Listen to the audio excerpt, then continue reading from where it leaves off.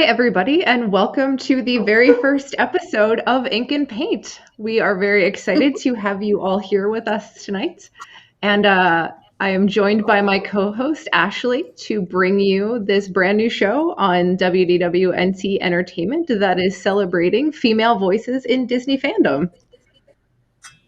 Yep. Hello, everybody, and preemptive apologies for my dogs because apparently they wanted to join too. But yes, we are so excited. This has been a brainchild and a pet project of Jill and I for several months now, trying to get this off the ground. So we are so excited to be bringing this to you, and we hope for great success.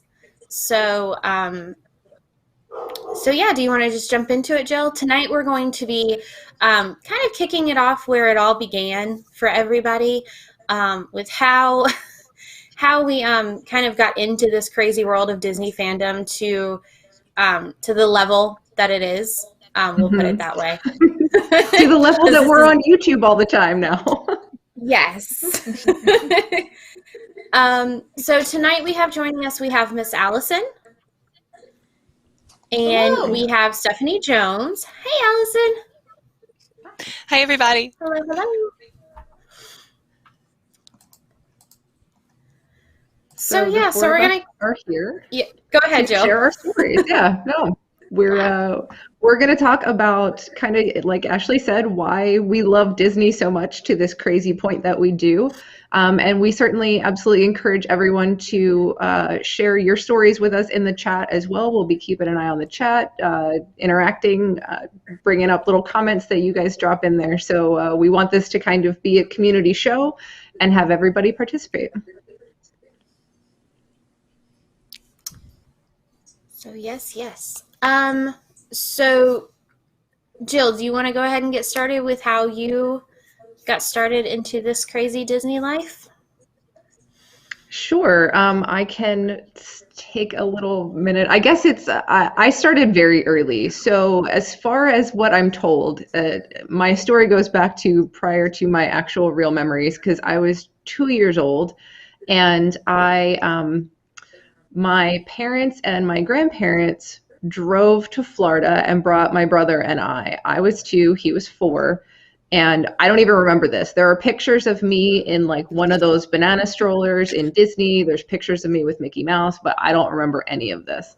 But then, starting when I was 6 years old, my grandmother on my dad's side, her sister, my great aunt, lived down here, or had a condo in Florida in a town called New Smyrna Beach, which is about an hour and a half, maybe not quite, from Orlando on the Atlantic coast. And so for a 2-week period every other summer, my grandmother would take us down and we would stay at this condo. So we would spend a week at the condo, and then we would spend a week in Disney. So we're talking, the first year that happened was, I think, 1983. So we are talking prior to Epcot had just opened, and actually I have a great pic from that trip of me and Jason in front of the old Epcot fountain. If I can pull it up here, maybe not. Maybe we'll try it this way. There we go. So that's me and Jason in front of the original Epcot fountain in 1983. And so then we proceeded. I have a couple other great pics in here too. Here's us in the lobby of the Polynesian. Jason being Jason. I think this might have been when I was 8. There's another one of us in the Adventureland veranda, which no longer exists now. And that's our grandmother, who would take us every other summer. So me with my long pigtails, that was kind of a staple. And so we would come down every other summer. We would stay, the very first time she brought us, we stayed at the Contemporary for this stay. We stayed in the big A-frame. So that was really cool. But then my grandmother didn't really love the Contemporary. So the next time we stayed at the Polynesian, and she loved the Polynesian. So that was where we stayed every time we would come down, and we would spend a week at the Polynesian. And again, remember, this is before all the other hotels existed. So literally Contemporary and Polynesian were the only choices we had. So that's kind of where it started. And so that happened every other year, every other summer, from the time I was 6 to the time I was 12. And then when I was 13, we came with my parents, and that was when Hollywood Studios opened. So here's us on streets of America in front of the cop car that used to be back there. Jason had broken his leg, so I spent that entire trip pushing him around in the wheelchair. This was well before disability access stuff existed, before fast pass lanes existed. So when you had any kind of handicap where you couldn't walk through a line like this, they would take you in the back door. So we would go in the back door of like basically in through the exit. For Spaceship Earth, for Haunted Mansion, I remember that like it was basically our way of getting a fast pass onto the rides, because they would just let people with handicaps or disabilities in through the exit. So that was kind of really cool that we didn't really have to wait in a lot of lines for that summer.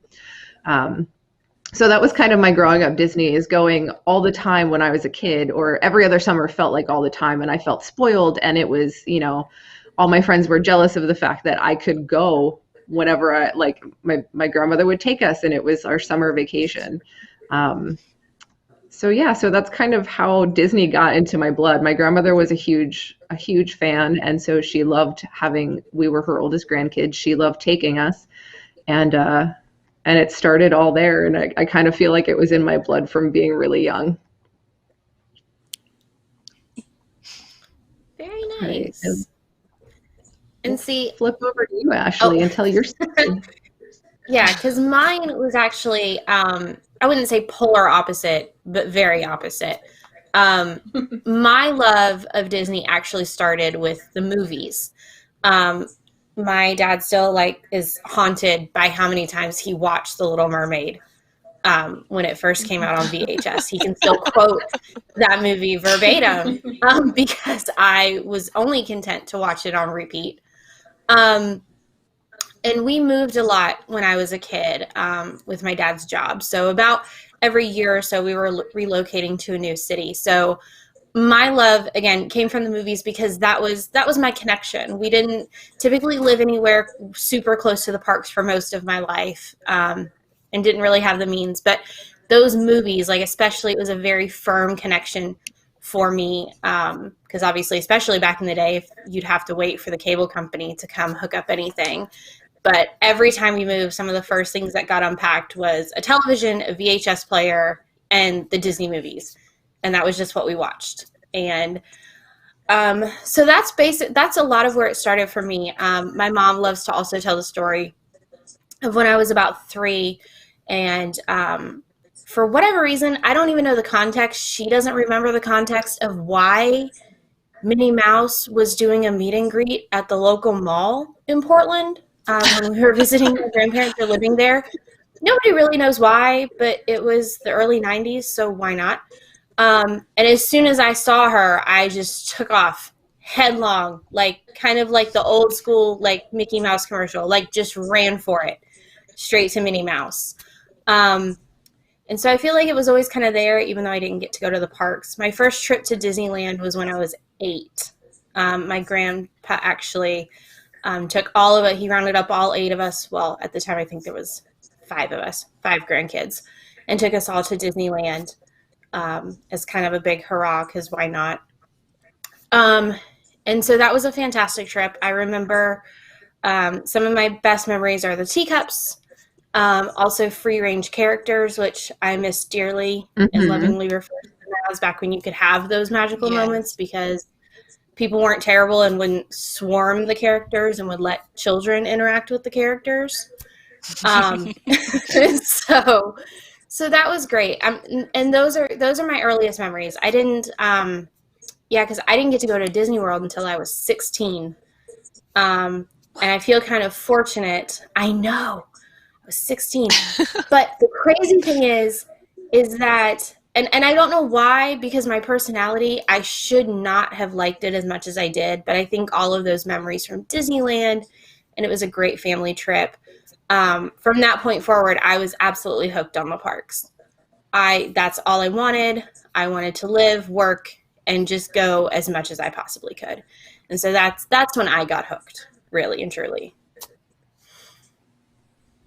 All right, let's bring Allison on to tell her story. All right. So I know it's very interesting, but my first actual Disney memory is my first memory, period. So Oh, wow. I remember, yeah. So when I remember being in a movie theater and, when The Little Mermaid came out, and my first memory ever was specifically of King Trident's face when he gets angry at Ariel, and then his face is like full screen, and he's like, if this is what you want me to do, then so be it, and his face just fills the screen. That's my first memory ever, and I remember being like a little 2.5-year-old just being like, ah, and just being really scared.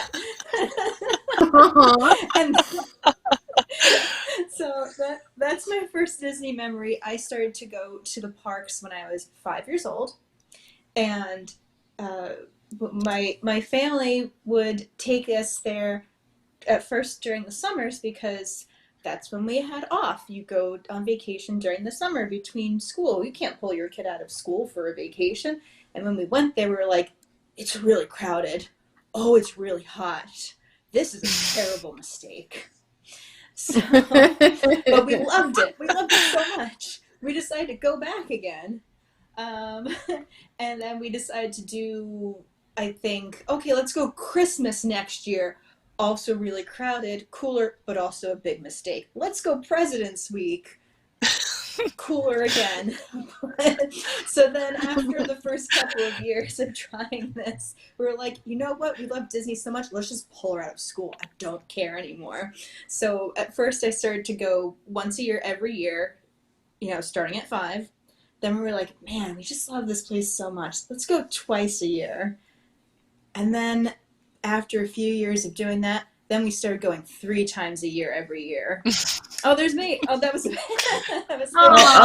Finish your story, Allison, and then we'll show your pictures. Okay, sure. So yeah, and then eventually, once a year, and then twice a year, and then 3 times a year, and then screw this, we're just gonna move. We're just gonna move to Disney. Mm-hmm. So that's the kind of the progression of the Disney fan, is loving it so much and watching the movies all the time, and that's the only vacation you ever go on. And I lived in New York at the time, so just constantly going there and constantly.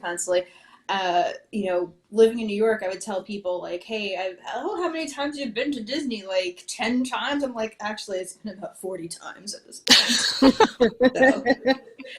So, that was basically the only vacation we ever went on. I think I went on a non-Disney vacation once, and I was like, I hate this. I miss Disney.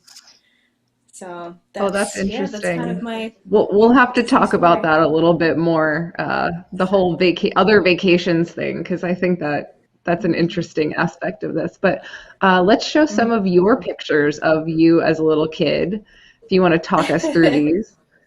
Is this Flower and Garden? First of all, no, I don't think it existed at this age. I think how old am I? I think I might be like 6 or maybe 7 years old or so in this picture. This is, I think, I can't really tell. Is this in Magic Kingdom?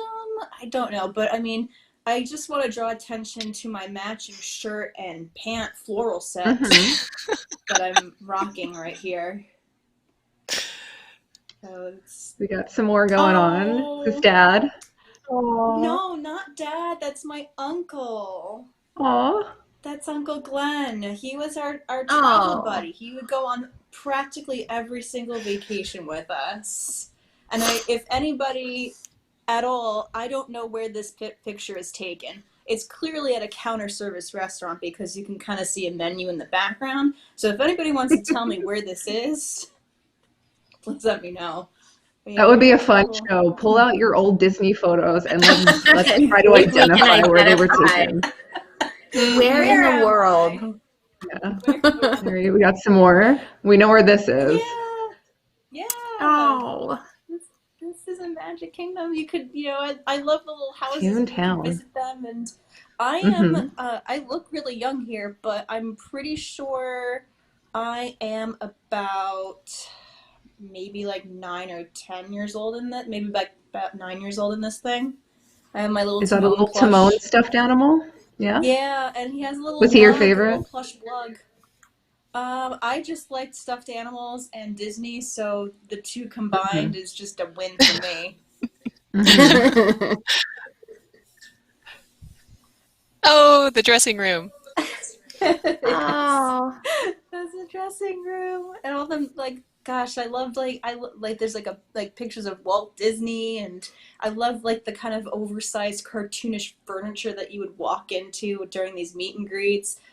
So cute, and it's funny is that a lot like when I was a kid, we didn't used to do so many like character meet and greets. We were very like, let's go on rides, more shows. So pictures of me with characters is like, wow, Mom, where'd you pull these out? Nice. Oh, but here's another. Ooh. yeah. I'm pretty young. I'm probably about 6 there. That's an Epcot. Look at Pluto's outfit. Yeah, Yep, he's got the old school silver. Mexico? Oh no, yeah. Is it? Am I wrong? Is it not Epcot? Is it something else? Oh, No, it's I think Epcot. you're right. Yep. No, it's definitely You're Epcot. right. I like that polka dot dress. I wish I had that. It's very groovy. Oh yeah, All Stars. That was basically the only resort that we would ever stay at. Was All Star. I'm sorry. I'm very grateful that All Star was not a thing that existed when my grandparents took us when we were little. Oh, here's an awesome rare Darkwing character catch. This was And a actually Pixar really dress? funny. No, that's like sunflowers. It's not Pixar. I thought it was a Luxo ball. That's a sunflower. I did too. That's sunflowers. That's before Pixar was a thing, I think.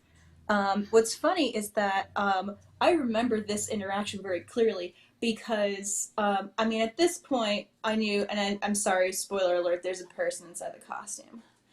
But I was a child, and so I see Darkwing Duck walking out towards me. I don't remember there being a handle or anything, but I'm talking to Darkwing Duck, and I go, "Hey, is it really hot inside that costume?" And he talks back to me, and he answers. Oh no! Wow.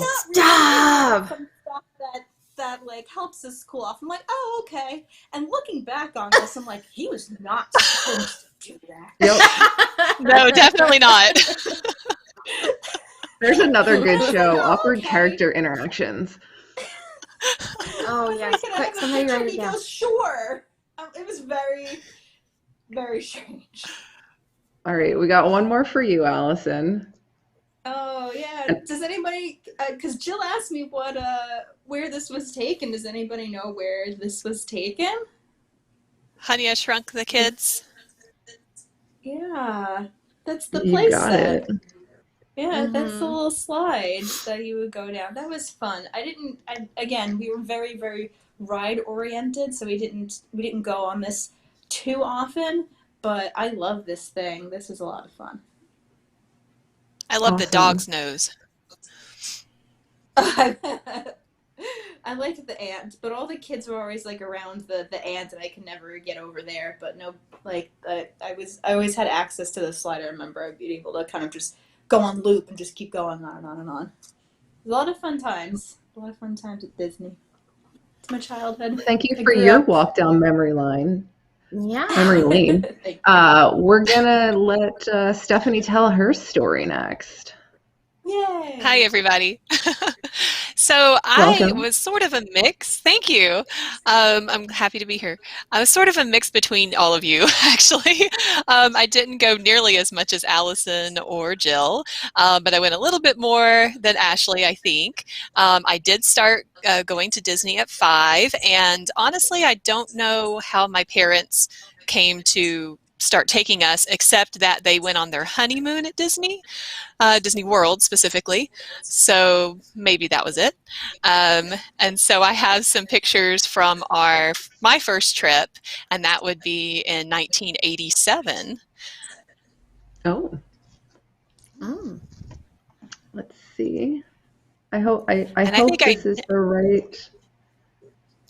Yes, this- so that's the right one. Yeah, so This is Sorry, we'll start well, that here. one I think is that's fine.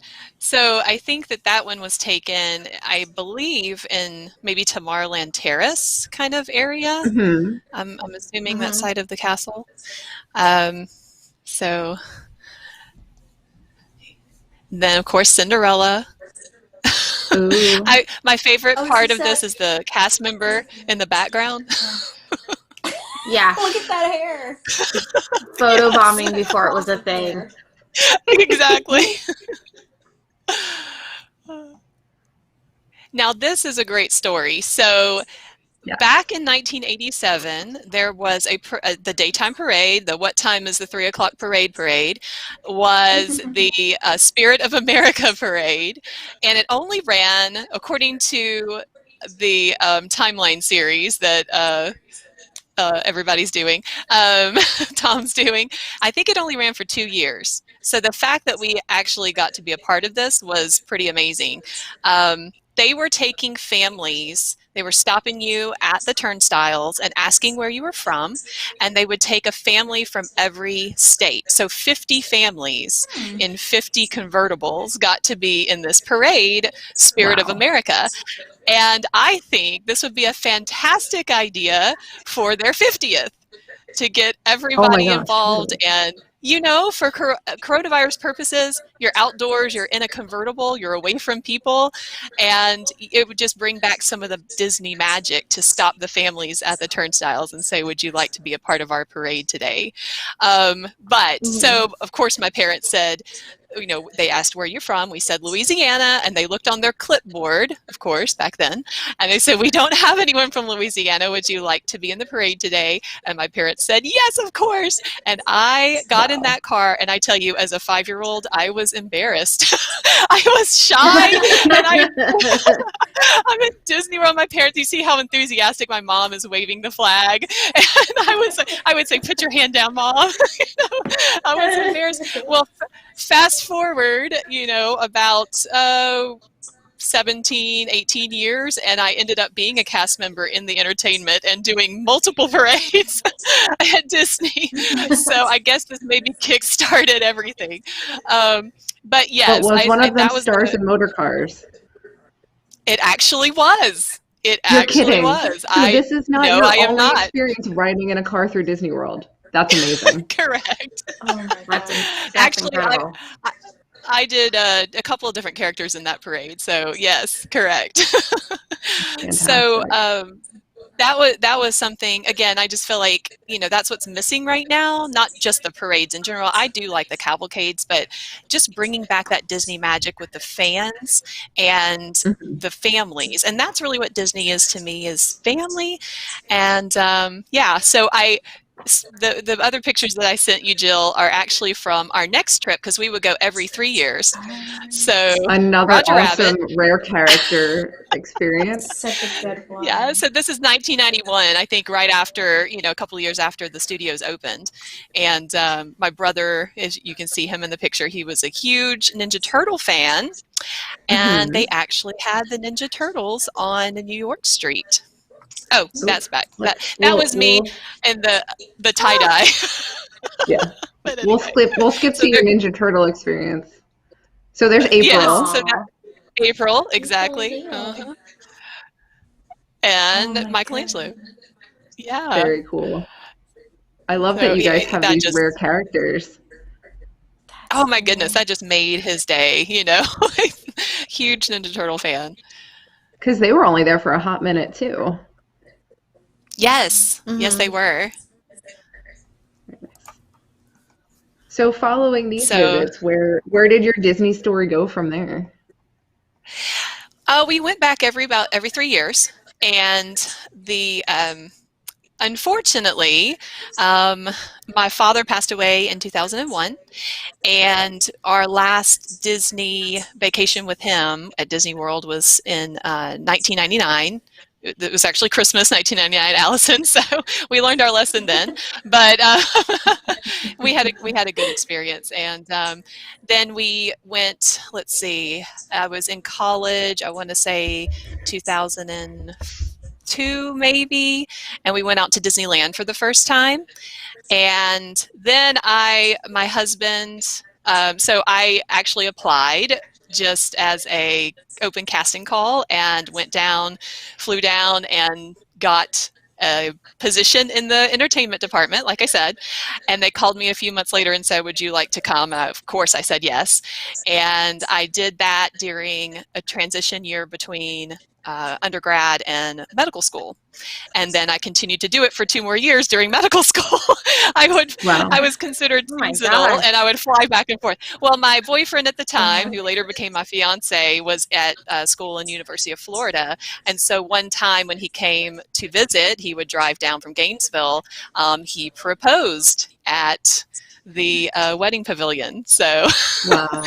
that was, So that's cute. continued on with the Disney tradition there. So Yeah, just as a teaser for later episodes in this season of Ink and Paint, we will be talking about Disney weddings for sure. So we'll bring Stephanie back for that one, definitely.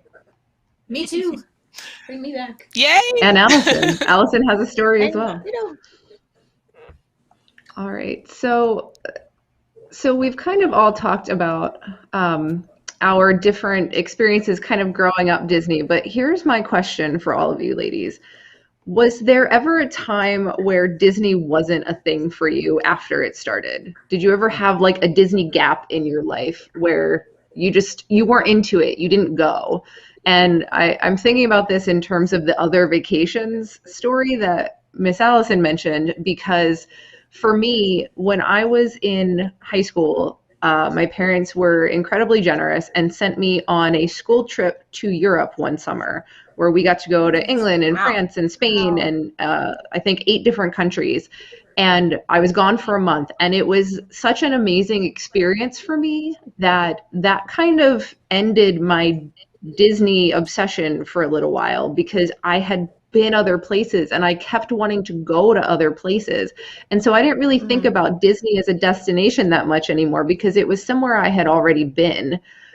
So for me, like, I didn't go to Disney between 13 and I think 21.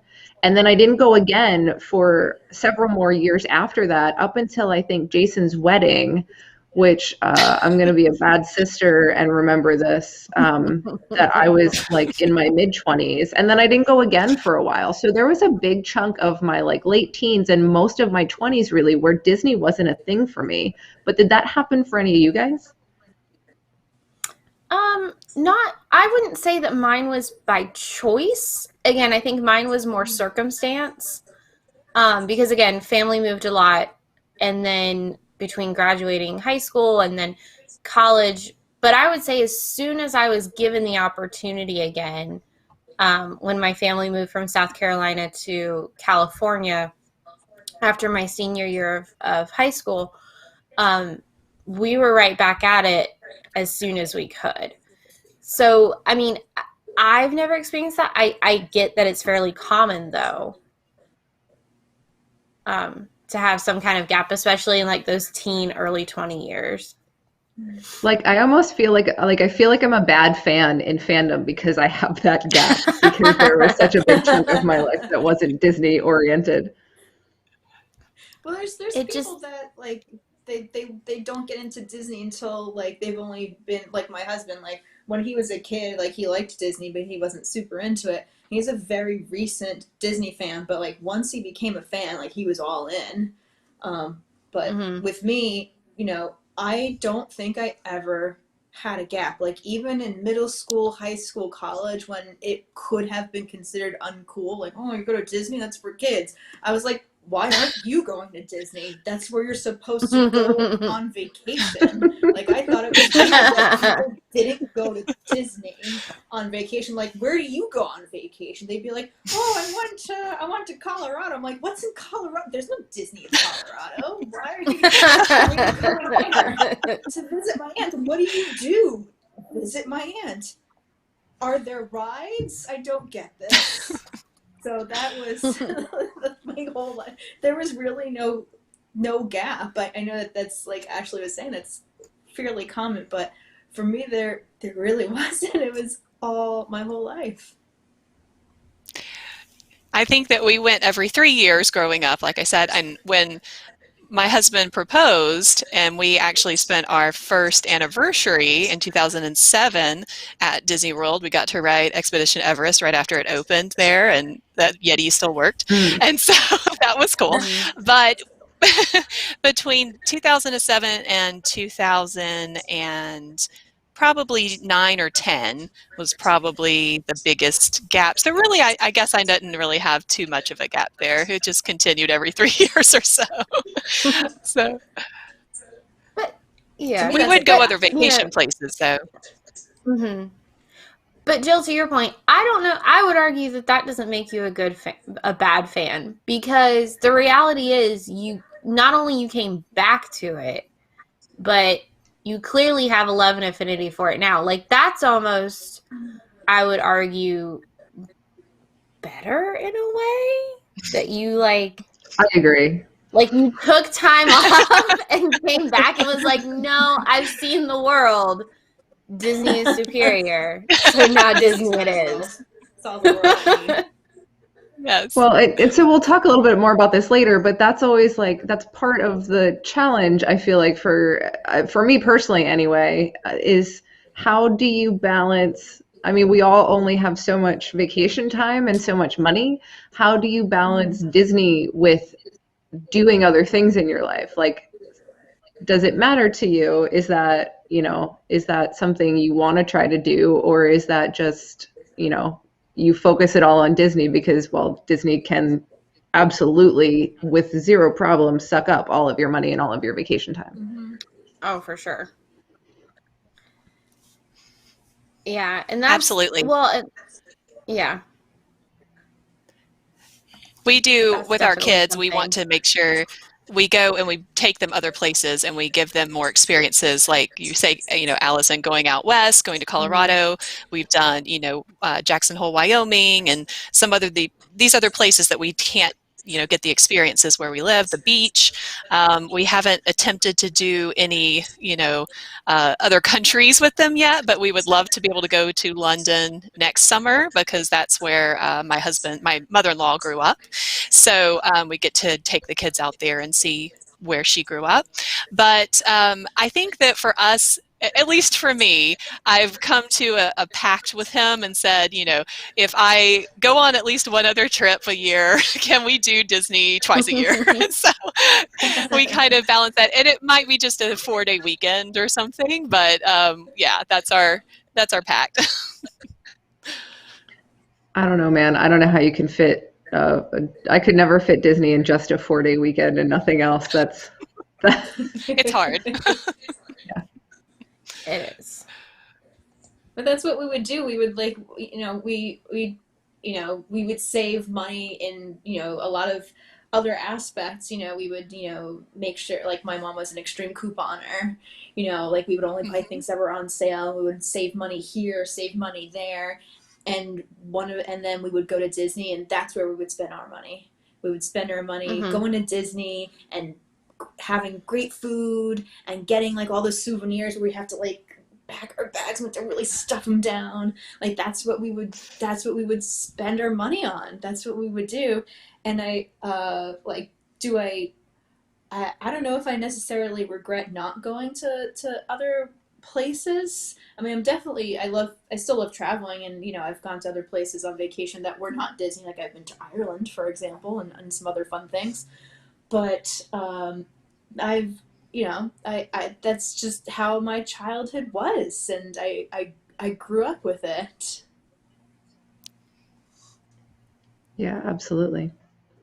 All right, so I am going to, first of all, we're going to preview a little bit and share with the audience. So one of the things, as I mentioned in the beginning, that we want to do is encourage a lot of audience interaction and bring you guys into the conversation as well. And so one of the ways we want to do that is to encourage you to share your stories with us. So we actually have our very own email address set up, inkandpaint@WDWNT.com. And we want you to send your stories. You can send videos, you can send pictures that we can share on the air when we do our episodes. But so our next episode is coming up on May 20th at 7:30. Our show is every other Thursday at 7:30 Eastern. And our topic for the next episode is going to be dealing with Disney judgment. So do you have family? Do you have friends? Do you have coworkers who don't get it? Like who just kind of look at you sideways and are like, what do you mean you go to Disney all the time? Why? Like, what is that about? Are you a child? Like, and telling some stories and kind of telling how we deal with those things and how we balance our love of Disney with all the people and things in our lives that don't necessarily jive with that Disney love. So please, by all means, share your stories, send them to us, and we will start integrating those into the show. So if we have stories we'll tell, we might put your stories up on cards, kind of like they do with Psychotic Comments on News Tonight, or like Chris Reed does on Cosmic Read.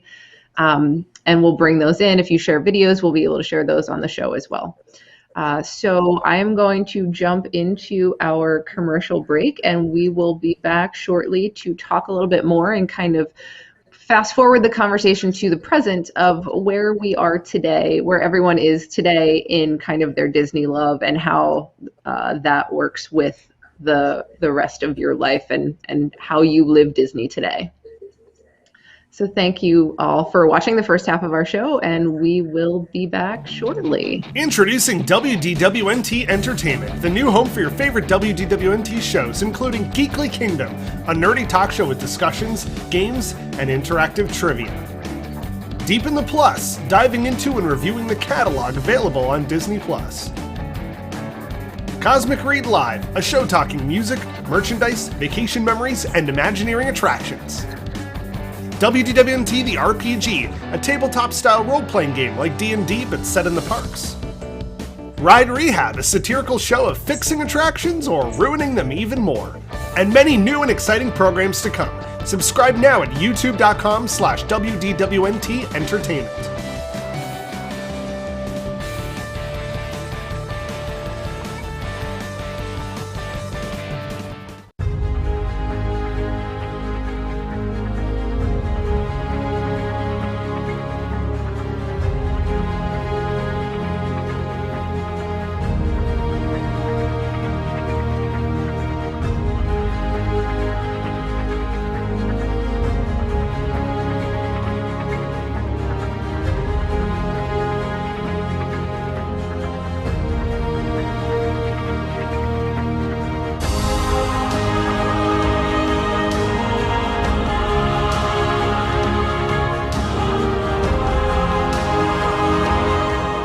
WDWNT presents Timekeeping, a year-by-year journey through the history of the vacation kingdom of the world.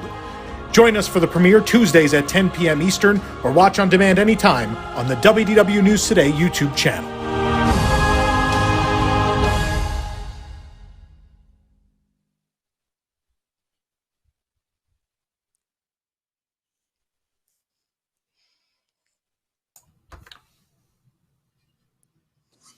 Jill, you're muted. Maybe? Yeah, we're back. Jill, you're on mute. It's like Park Center all over again. I apologize to our friends, Axel, Pete, and Eric from Outside the Bubble. I really thought we put an Outside the Bubble preview in here for them because their show is coming up next on the WDWNT Entertainment Channel. Oh, yeah, they are bringing you, if you guys have not heard of Outside the Bubble yet, it is an awesome, at least I'm told it's awesome show about what you can do outside of Disney in the Orlando area. I don't know if you're all aware, but they just opened the world's largest White Castle in Orlando, not far from Disney, just last week. And so that is a big piece of their show that they're going to be showing you guys coming up right after us at 9 o'clock. Oh, and it looks like my little behind the scenes helper here has given us what we need. So let's try this out. No! Yay. You get $10.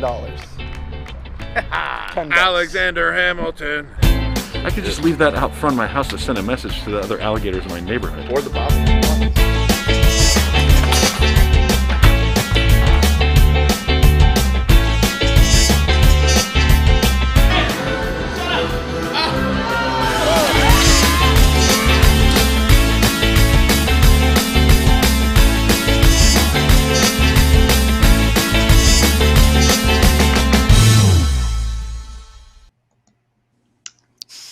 So there you go. For those of you who are missing news tonight, I think Outside the Bubble will bring you some very good entertainment nonetheless.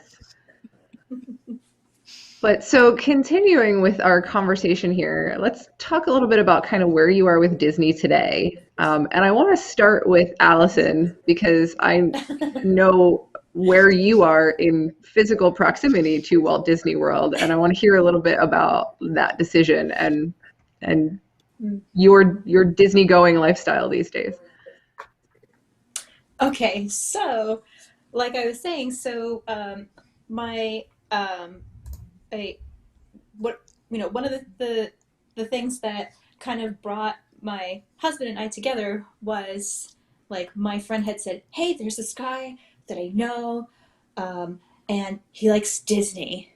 I'm like, okay, let's talk to him. So that's kind of one of the reasons why we were kind of set up, is because we both love Disney. So dating, etc. Everybody knows how that goes. He proposes to me on the People Mover, and we're like, we should definitely, obviously we're going to get married at Disney. So at the time I lived in Staten Island, he lived in New Jersey. We're looking at the wedding and getting engaged. We're like, where are we going to, move? Where are we going to live together? We're looking at places in Jersey. New York is basically out of the question. Dog. Sorry. It's okay. Like New York is out of the question. It's so expensive. We're looking at Jersey houses, also very expensive unless you're kind of like way out there. And then we started to look at places in Florida. So we're like, wow, the amount of house that you can get for the same amount of money in Jersey and Staten Island is just like, it's no question. The house that you can get here is just so much bigger, so much nicer, newer. And one of the things that I eventually wanted to do was become a sign language interpreter for the Disney parks. That was kind of one of the things that I've always wanted to do. He interviewed at a reputable stained glass art studio. I got a job at the Orlando Science Center when I moved down, and we're like, we're going. So at first we lived about an hour away, and then some things were going on with that first house. So then we were like, we gotta move out of this one, and we now live about 15 minutes away from property. Now, it doesn't mean I live 15 minutes from Magic Kingdom, because nobody lives 15 minutes from Magic Kingdom, to be honest. Unless, like, there are some people that are behind the castle that can roll out of bed. Like I know one of those people. His name is Eric Morton. Oh, no. I can't roll out of bed and end up in Cinderella Castle. I'm not that close, but I'm relatively close. So when we first moved down, and we moved into this new house, we're like, oh my god, we could just go to Animal Kingdom. We can just go to Epcot. Like, we can just go after work. This is amazing. And then, like, not that long after, like, pandemic-y things started to happen, we're like, oh no. So now we can't just roll up into Animal Kingdom whenever we feel like it anymore. Eventually that'll someday. It'll happen again someday. But yeah, and when we first moved down, like our first house, like we had rooms like sectioned off where, okay, the kitchen is going to be Peter Pan themed, and this area is going to be Rapunzel themed, and then the bedroom is going to be this theme, and then this area is going to be Tomorrowland themed. And like my husband painted like the sun mural from Tangled, like on one of the, he painted a beautiful mural, and then we moved and they made me paint over it. Oh no! That's a that was crime. I know, it was so sad. It was so sad. I still have pictures of it. But yeah, he painted this beautiful mural, and when we sold the house, they said, we want you to repaint the house, which was very sad. Oh my goodness, that's terrible. I mean, you just activated a memory from my childhood that I totally forgot. But one of the houses that we lived in Southern California, when we moved in, they had actually, the previous owners, I guess they either knew a painter or an artist or something, or somebody was, but they had actually, it was a wall to wall. I'll have to find pictures, but my parents are moving. So all those pictures are packed away in storage somewhere. But it was a wall, like 360 floor to ceiling mural of the Circle of Life scene from Lion King in the playroom. And it was incredible. It was so great. Yeah, That's I'll have to awesome. find pictures. But seeing something like that and then hearing that your husband had to paint over that mural, like my heart hurts. Like that, I can't imagine. That's just a crime. Like I wouldn't have sold the house. Like, no, sorry, it comes with the mural. You can paint over it. I'm going to pretend like it exists forever. Cut the drywall out. Right? Take it with me. I mean, as long as you put new drywall up, why not? Exactly. I mean, just bring the wall with us to the new house. Nothing that Put it there. nothing that explicitly says the drywall has to come with the house. I spent a lot of time doing home repair projects during the pandemic. I could absolutely cut your drywall out, take it to your new house, put it up, smooth over the joints.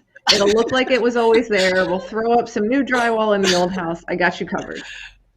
That's awesome. I gotta tell Lucas, be like, look, we got Jill. Next time we gotta get her down here. I'm coming to Florida. Yes. I've got a power drill. We're good to go. But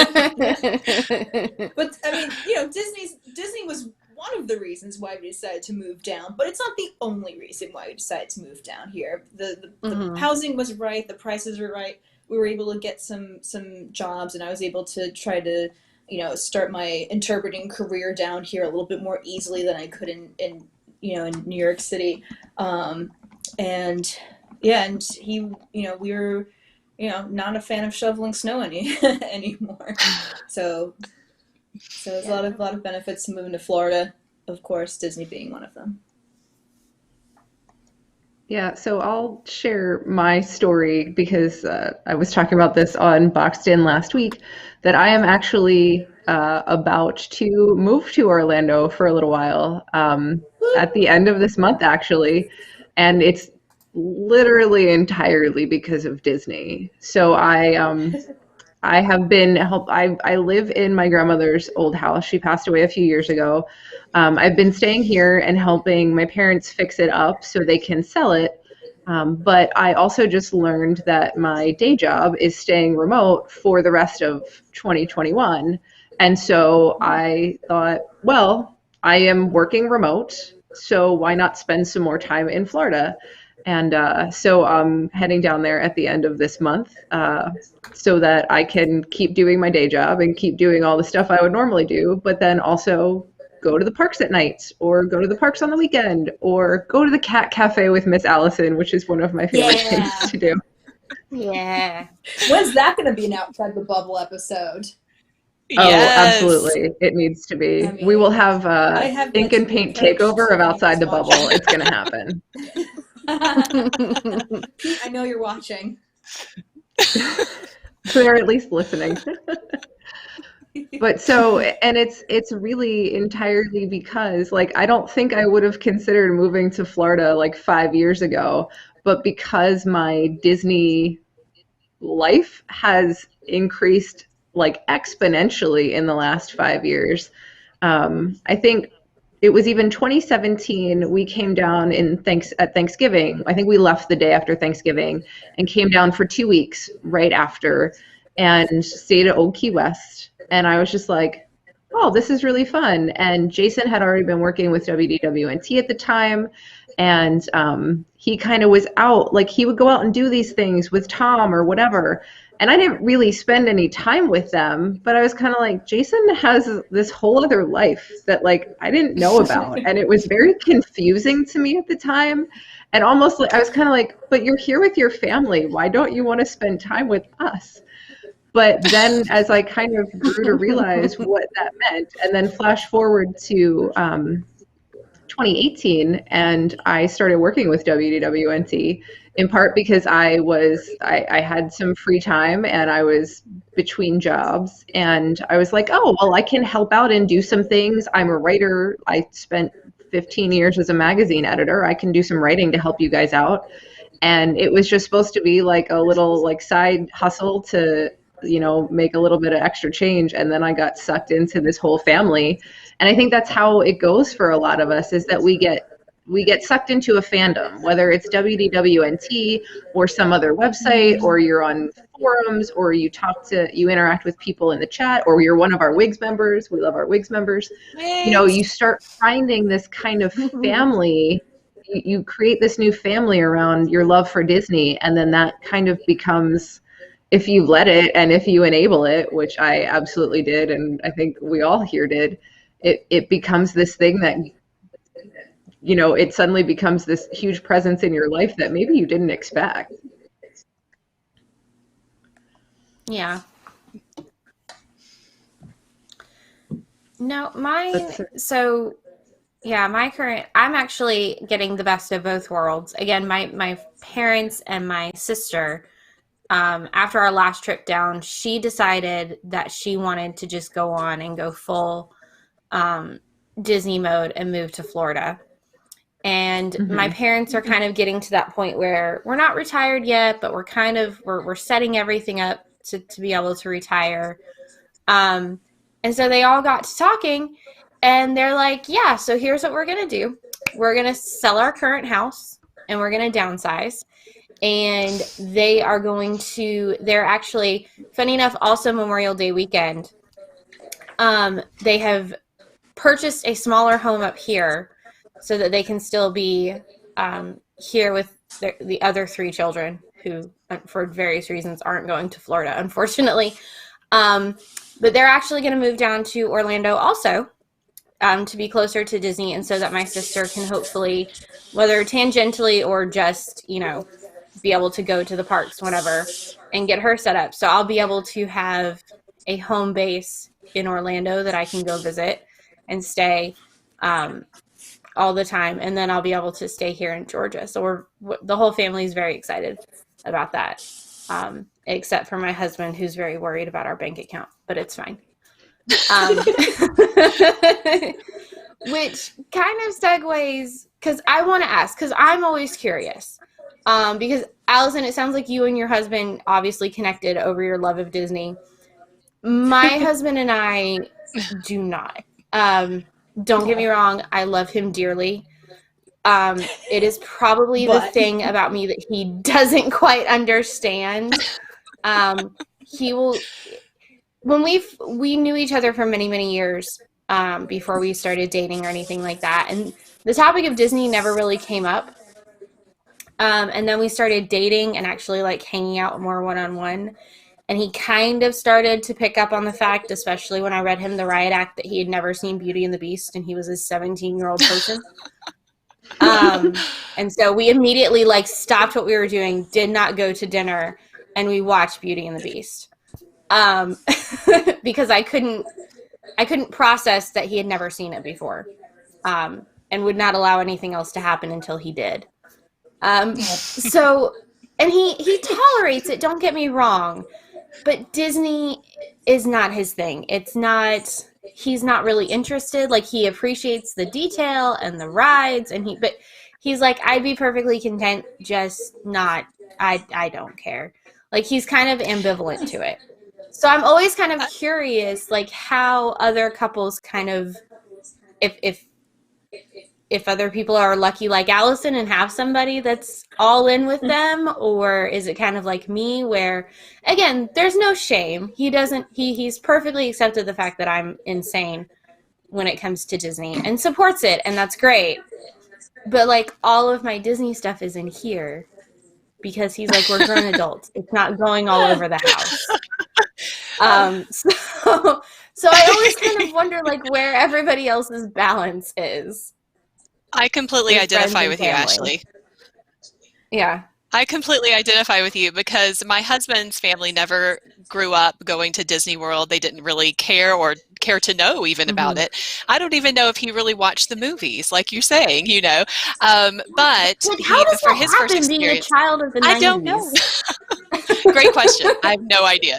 Um, he was a Star Trek fan. I was a Star Wars fan, whatever. But but when we got together, so we have known each other since middle school. We started dating in high school, and he knew right away my level of fandom, which again wasn't quite as high until I started working at Disney. But I tell you the story really quickly. So we've been together for a while. Like I said, he proposed at Disney. I got him to go on a trip, just the two of us, left the kids at home with grandmas. And in 2018, we went and we stayed for, another 3-day weekend, did the Highway in the Sky dine around on the monorail, the progressive dinner. Yes, it was awesome. He's very social. And so he met a lot of other people that were like me. And he said to me at the end of the night, I get it. These are your people. I said, exactly. So when he experienced the level of love of Disney and all things Disney that everyone talked about at the dinner, because they seat you with different people, they want you to mingle and mix, and he loved that. And we got great food. It was just a great night, and we got to watch the fireworks at the end of the Contemporary.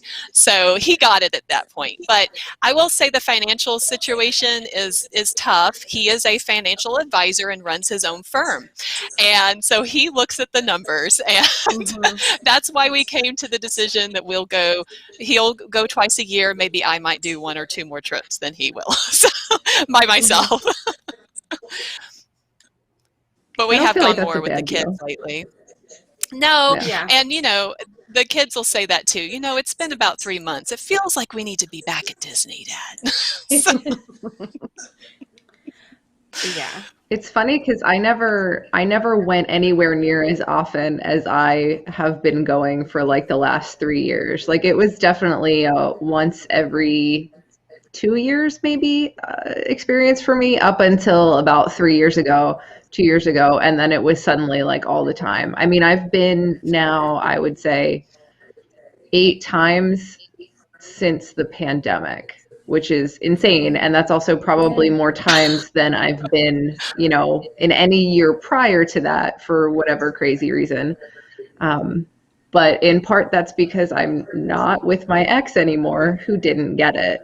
And we spent years together. I mean, we were together for 8 years almost. And he went with me once, and it was right before we split up. And in some ways that was like this weirdly telling experience of like, it was, I mean, in his defense, he was in restaurants, and he worked as a bar manager. And so he couldn't just take time off. Like he doesn't get vacation time, whatever. And I did. And so it was, I would go with my family. I would go with Jason. And that was just kind of what we did. And after a while, I'm like, I don't like the fact that like I have this thing that's a huge love in my life that like I don't share with you at all. And there was a good part of time where he wasn't really like he didn't express any interest in even like seeing, well, you care about it so much, like I'll go for you. And it kind of, it took to the very end to get that to happen. And in part, I think it was because it was the very end that it finally happened. And when he finally came with me, he was like, okay, this is actually really fun. And he met some of my friends, and he got it, but it was sadly kind of this, too little, too late situation, I think. Yeah. Yeah. That's interesting how like different types of relationships can like, it's almost like start or end. Yeah. How it's like, this is how we know, this is where we're going to know. Is this like going to keep going, or is this a maybe not kind of a thing? And sometimes for us big Disney fans, that can be a make it or break it thing. Oh yeah, definitely. Like I can honestly say again, my husband is really great. Um and he supports the passion. It's just not his, like, he gets it. He fully understands why. Um and I think part of it, he's prior military, so he does have some PTSD issues. So big crowds like the parks are not really his deal anyway. But yeah, I mean, but he'll go. But I agree. Like, yeah, like if you're not into it at all, like that, I don't know that I could do that. Like, you at least need to be able to be semi in. And even with the like, I'm fortunate with my family too. I feel like I kind of pulled them into it more and deeper, because of how much I loved it. Like, again, we went to Disney World when I was 16, and we all hands down agreed that that was like the best family vacation we ever took of all the places that we ever went. Um, and but I came back with I did college program in college, and we moved out to California. And every time I would go back home to visit family, it was, all right, so we're going to Disneyland, right? This is a thing. It's going to happen for a day. And so we would go, and especially my mom and my sister, I feel like started to enjoy it even more because of how much I would talk to them about it and drag them with me. And again, it's not like they hated it, but they definitely enjoy it more the more I kind of amped it up. And now, again, they love it so much that they're relocating down there, essentially. Oh, that's funny. And it's different too when you have kids. I know we'll have a kids episode. Sorry, Allison. Okay. No, The you can go delay. ahead. Sorry.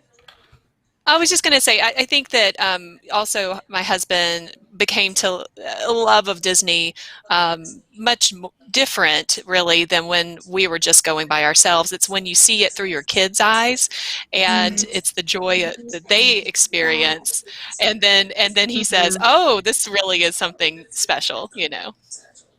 And that's a fun social experiment that I'm really excited to try here in the coming months. Since my husband and I don't know if the greater population knows, but it's fine. We're actually expecting our first baby in August. We're so very excited. And I finally get to have a second Disney room in the house because it'll be the nursery, and he can't stop me if it's a nursery. So it only makes sense. But yeah, I'm curious to see, especially now that we're having a little girl, taking her to the parks and seeing how that works, will kind of change and maybe pull him a little bit more into, yeah, let's go to Disney. This is fun. She loves it. So. Oh, that's so nice. Yeah, and that kind of actually segues really well into something else that I wanted to talk about a little bit, which is like, how does your family play a role in where you are with Disney today? Because like to that point, I remember one of the things that was the beginning of pulling me back after my Disney gap was my brother had kids. And when his now oldest, who is 16, when she was 2, we came down here with her. So it was my brother and sister-in-law, my parents, and me. I was kind of always the fifth wheel. And then his daughter, who was 2. Yeah, I'm the everything aunt. You can put any adjective in front of my name, and I'm that aunt because I'm the oldest. I'm the fun aunt. I'm the crazy aunt. I'm the weird aunt. I'm the whatever. But I had never been to Disney with a little kid before. And so I'm here with this 2-year-old, and I have like, I wish I had thought to load this picture. It's literally like, it chokes me up thinking about it because it's so special to me. But we were in the Magic Kingdom and watching Spectro Magic, and we were down in front of the Emporium over by where the parade comes out. And so at the end of Spectro Magic, there are cast members who walk out with a very long lit pole with like lights inside it, and they signify the end of the parade. And so there's one holding either side of the bar, and then they pulled my niece in and let her, as like a 2-year-old who can barely walk and is barely as tall as high enough to reach the bar, like let her walk along holding the bar with them as they walked up Main Street. And it was just like, it was this moment of like, yes, this is exactly why Disney is so special. And so like, just it kind of just rekindled all of that stuff in me from being a little kid myself and remembering all of those things. That's so sweet. Do you have a picture of that? I do somewhere. It's not digital, like it's because it's long enough ago that it was like old school film. I wish I still had it out, but maybe on a future show I'll bust it out and show you guys. But it's just the most precious, and but yeah, seeing Disney through her eyes made it so different. And now that's like, to me, that's part of why I love Disney so much too today as an adult, is because I've been able to experience it with my nieces, with my brother, with my parents, with my friends. I have friends from up here in Pennsylvania who will come down on trips with me, or we'll both be there at the same time and hang out at the parks. And then I have my WDWNT family down in the parks, or we have WDWNT events prior to COVID. I remember 2 years ago, we were down for, I want to say it was the Stage 89 event, and there was a VI pass holder night at the Magic Kingdom, one of the nights we had the event. And so we, of course, all the WDWNT folks are pass holders. And so we all are in the Magic Kingdom for this pass holder night, which, the Magic Kingdom is relatively empty for that. And there were like 15 of us. And we were just rolling through MK like a gang. And it was ridiculous. It was incredible. It was so much fun. Infamous Dippin' Doll gang. It was the Tom Corliss gang, really, but Well, what made it my niece is in chat right now saying she loves I love my crazy aunt. I love you too, Lindsay. Oh. But yeah, it's a family show. That was a great night. And you're right, like those are the kinds of nights and things that make it special, whether it's family or friends. You can create these great, don't get me wrong, you can, and we'll probably talk about it on other shows, you can have debaucherous nights at Disney with questionable judgment. Maybe not in MK, but other places. But you can also have like these wholesome, fun moments where it's just like you and your friends, and like that night, just all of a sudden, like as we collectively like walked through the park, the gang of people just got bigger and bigger and bigger.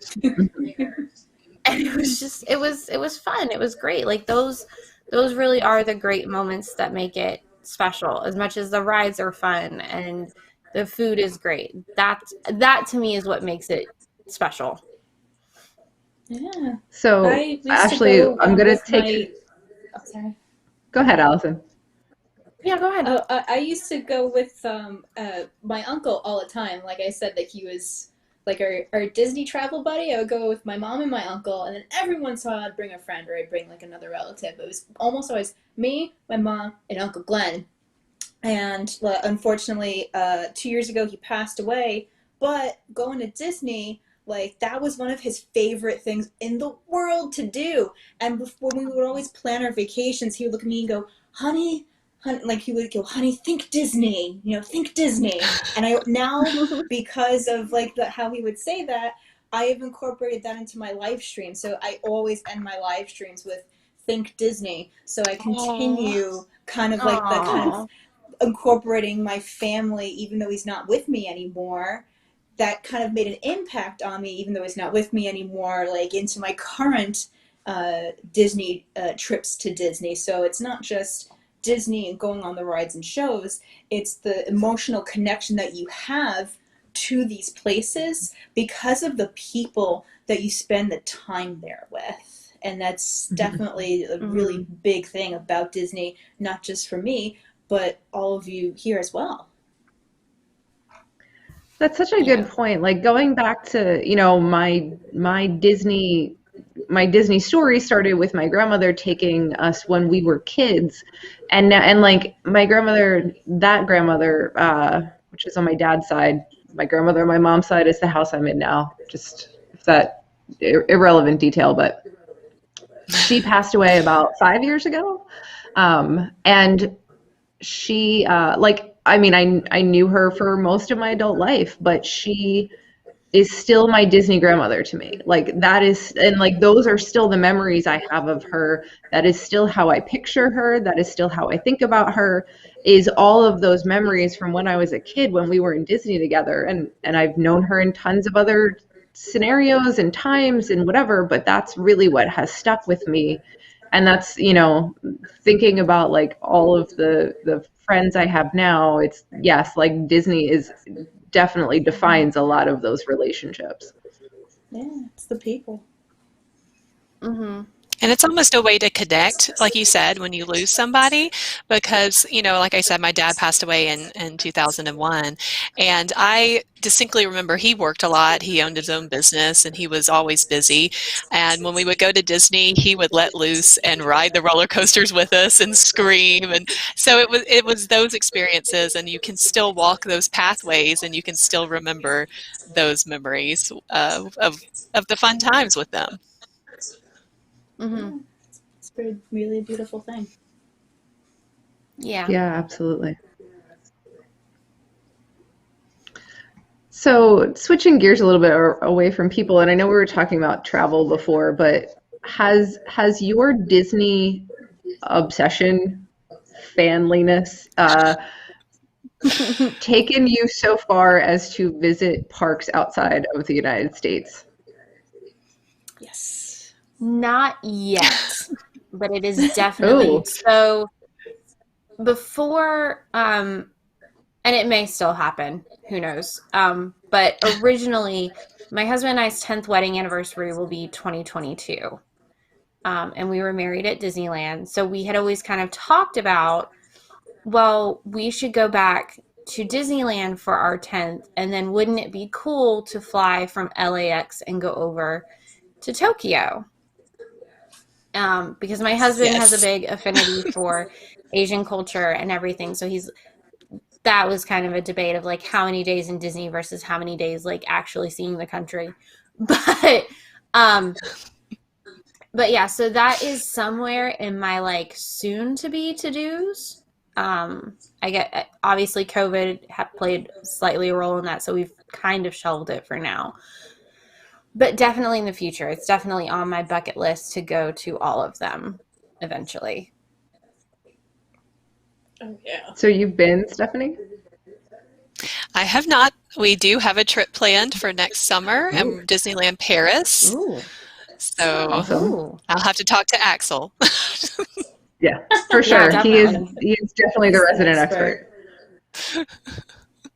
Definitely. How about you, Allison?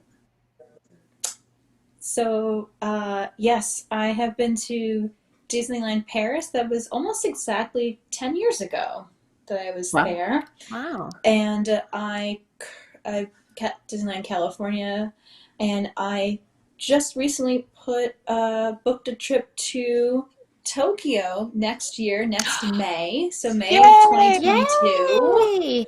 We're going to do super mega vacation. We're going to go to Omani, and then we're going to go do Adventures by Disney, and then we're going to go to Tokyo. Awesome. Disney. That is amazing. I'll have to talk to you about Trip that. of a lifetime vacation. So we're very excited. It's going to be great. So we're going to have an episode that's literally like Allison tells us about her vacation, and it's going to be like those old school times where like you had to sit and watch your family's slideshow of their family slideshow. Except we're actually going to want to watch all of this. Yeah. And taking copious amounts of notes. Yeah, right? I'm super jealous. Yeah, I have not been to any Disney parks outside the United States. I feel like I probably had opportunities to go to Paris at some point when I traveled to Europe, and probably it was in my like Disney gap where I didn't really care and didn't really think about it, so I didn't make the effort to do it. And then we were supposed to go last April to Tokyo. Jason and Tom and I were going to go when the Beauty and the Beast ride in the Fantasyland expansion was supposed to happen, and then COVID happened. And I mean, like, we were talking, like, we were not sure what was going to happen for the longest time, because when COVID first hit, everybody just thought everything was going to be closed down for like 2 weeks. And then it just kept extending and extending. And it was kind of like, because our trip was in mid-April, and it was like, is this going to happen? Is this not going to happen? Are we going to get our money back for the airfare or the hotel? Like, what is going to happen here? So then, of course, like, we finally realized, no, there's no way that we're getting out, we're going anywhere, much less all the way to the other side of the planet at this point. But so now that's, you know, that's hanging out there is, you know, I'm sure for those of you who watch, you know, News Tonight and everything, know that Tom is basically like sitting at the, practically like in mind anyway, sitting at the airport, just waiting for them to say that it's okay for Americans to go to Japan again. But I know, like, when that time comes and we're allowed to travel internationally, and Japan will let us in and Disney will let us in, we are going, we're planning another trip to Tokyo. I think that's pretty much a given for us at this point. Well, I mean, if you're going to do it, I mean, I'm already going to be there end of May of next year, so... So maybe we just have to coordinate that trip. I mean, maybe. We have the Diffendall gang walking through Tokyo Disneyland. I can just imagine how well that will go over. Why? What do you don't think that's a thing that they will understand or be comfortable with. Just a bunch of people just rolling through their park? Is that it? Yes. Oh, that's funny. But yeah, my husband's learning Japanese and everything. He's teaching himself, so we're already we're getting ready. Yeah, I literally in my desk drawer have a Learn Japanese CD that I've tried to learn like 17 times. I know Kippano Hanbakai or something like that. I forget it, but it's like the ticket machine at the train station or whatever. Oh, okay. It's very useful in very specific scenarios. I'm really hoping, I have like 3 different Google Translate apps on my phone that I'm really hoping will suffice for, you know, you speak into my app and I can hear you in English, and then I speak into the app in English and you can hear me in Japanese. I feel like that's a maybe thing that might actually be feasible. I don't know. Yeah, hopefully. Speaking of like Star Trek and like the Universal Translator. Yeah. Star Trek is very ahead of its time. Yeah. That was always very We were talking on Park Center last night of how the Star Wars lounge in the new Disney Wish boat looks I think it looks so much like 10 Forward from Star Trek. Yes. Yes. Like, this is completely off topic, but it absolutely does. Yeah. I mean, don't get me wrong. I want to hang out in that lounge for sure. Oh, definitely. That ship looks incredible. I will give them that. I can't wait. I'm so excited about this ship. I really can't wait. I'm I know I'm not going to be able to get on that first sailing, but I'm still going to try. I'm going to see if I can get it. It's not going to happen, but I'm going to see. Oh. Well, there's a good, I feel like we've come up with a number of good topics for future episodes of Ink and Paint. First of all, to quote Ashley, Disney debauchery. I want that episode because I have some fun stories to tell. Oh, definitely. You know, especially for those of us who are old enough to have gone to Pleasure Island more than once or twice in their lifetimes. That's a great idea. And then Disney Cruise, I think, I feel like I would need to sit that episode out because I have never been on any cruise, much less a Disney cruise. Again, we were supposed to have a WDWNT Disney cruise last summer and had to cancel it because of COVID. Maybe next year. We can roll through the top deck of a cruise ship together. Oh my gosh. Well, I'll get like, like starter jackets or whatever, Letterman jackets. Yes. Absolutely. You try to dress me up so I look like I'm a 12-year-old so I can go through that little slide so I can film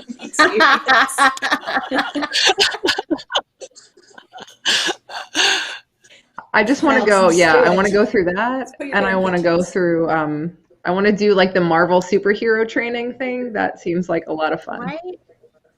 God, it looks so cute. Everything looks adorable. I wish there was more Rapunzel in it because I believe originally in the main area, like her hair was supposed to kind of go through, and it's not really anymore. I think so. That's either cool or really creepy.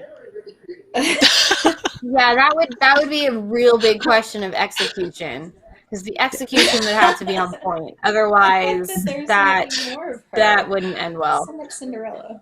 I don't know. I really like Cinderella. She's fine, but I got so excited when I was like, "Oh my god, it's gonna be a Tangled themed ship and Rapunzel places, and she's just on the back." And like, I understand that like I forgot which ship, but one of them has Dumbo on the back, but there's really no Dumbo in the ship, so it's not shocking. Mm-hmm. But at the same time, I'm like, oh, but I love Tangled. Yeah. I mean, that could segue into a whole other episode, too, about representation in the parks. Because don't get me wrong, Cinderella's great. Not my favorite.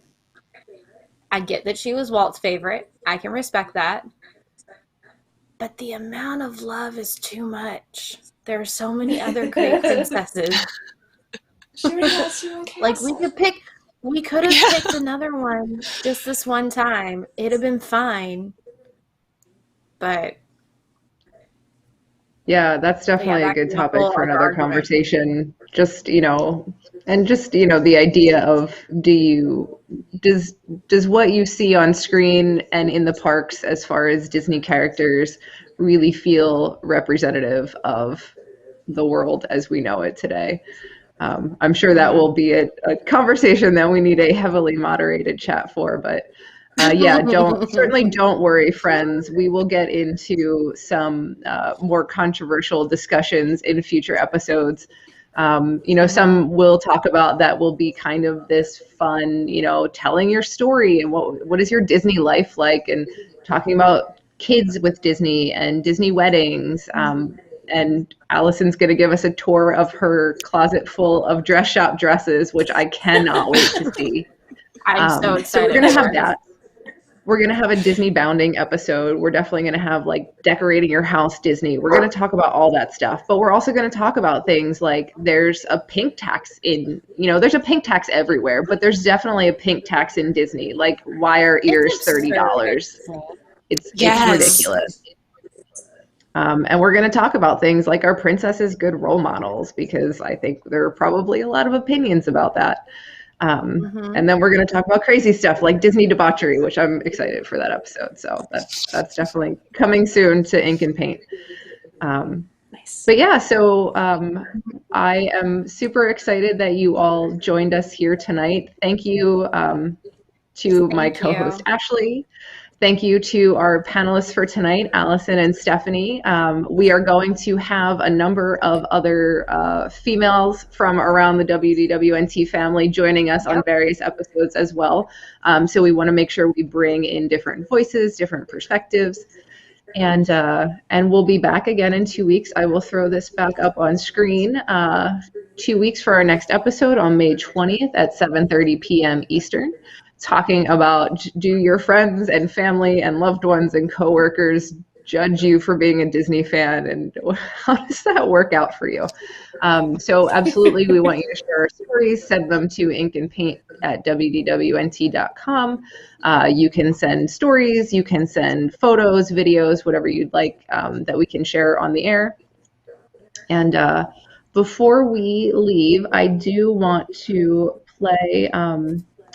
I want to remind you all that Ink and Paint Outside the Bubble is coming up next on the Entertainment Channel at 8 p.m. So in just a few minutes. I strongly recommend checking it out, especially if you are a big fan of WDW News Tonight, because it is going to star some of your favorite WDW News Tonight characters. And by characters, I mean, well, I mean characters. I mean Axel and Pete and Eric. Big personalities. These characters. Personalities. Thank you. That's the right word. And I think it's going to be a lot of fun. I think you're going to laugh a lot. I think you're going to learn some interesting things about what else happens in Orlando besides Disney World. So with that, I want to thank the audience. I want to thank the panel, and I think that's it. That's a wrap for Ink and Paint episode number 1. So thank you all for, I think, making this successful and fun, and it was great to be on the show, and I think I certainly hope you enjoyed watching. So have a great night, everybody. Stay tuned for Outside the Bubble coming up in just a few minutes. Good night, everyone.